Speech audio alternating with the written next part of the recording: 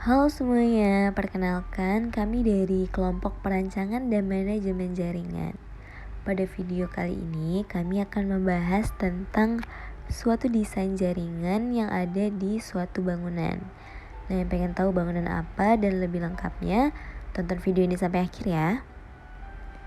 Pada video ini kami mengangkat kasus desain jaringan yang ada di supermarket.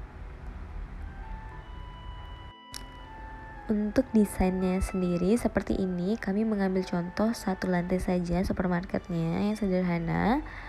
Jika dilihat di sini ada 2 pos satpam di depan, ada 4 kasir di depan, ada ruang server di dekat rak-rak pembelanjaan, ada gudang, dan pada deretan ruang server terdapat instalasi listrik.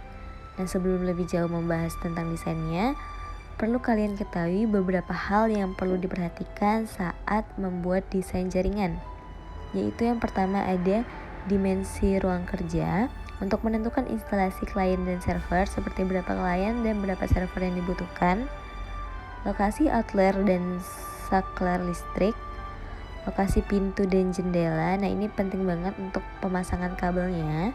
Yang terakhir ada lokasi objek yang tidak bisa dipindah. Oke, kita masuk lagi ke desainnya.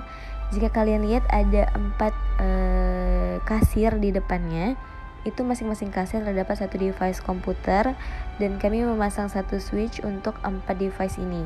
Kami memasang switchnya itu di tengah. Nah, kenapa sih? Biar pembagian listriknya itu merata, pembagian kabelnya. Jadi nggak ada lebih panjang dan lebih pendek. Nah, untuk security postnya sendiri, kami mengambil masing-masing satu device komputer dan satu switch. Nah, biar dia terbagi rata juga. Nah, di deretan ruang server itu ada satu ruang server yang gunanya itu untuk mengkontrol seluruh jaringan yang ada di supermarket. Ada gudang dengan satu device dan satu switch, dan yang di ujung deretan ruang server terdapat satu instalasi atau saklar listrik. Nah, untuk konfigurasi masing-masing device-nya itu seperti ini. Nah, fungsi konfigurasinya sendiri nanti kita akan menentukan topologi apa sih yang cocok untuk desain pada jaringan supermarket ini.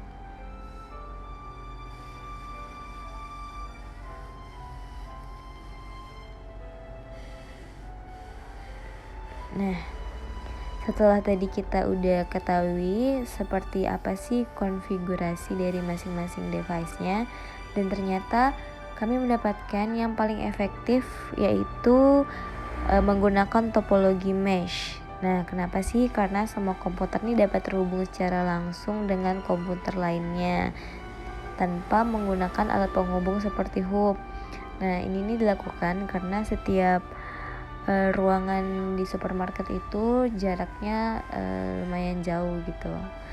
Nah, topologi mesh sendiri mempunyai ciri yang sangat mudah untuk dikenali nih. Kayak setiap komputernya itu akan saling berhubungan satu sama lain. Nah, selain itu jenis kabel yang digunakan topologi ini juga tergolong lebih banyak dan berbeda dari topologi hybrid, topologi bus atau topologi lainnya. Tujuannya sendiri itu supaya bisa menghubungkan seluruh perangkat karena lumayan banyak ya yang digunakan. Nah, kira-kira seperti ini nih bentuk topologi mesh. Terima kasih telah menyaksikan, sampai berjumpa kembali.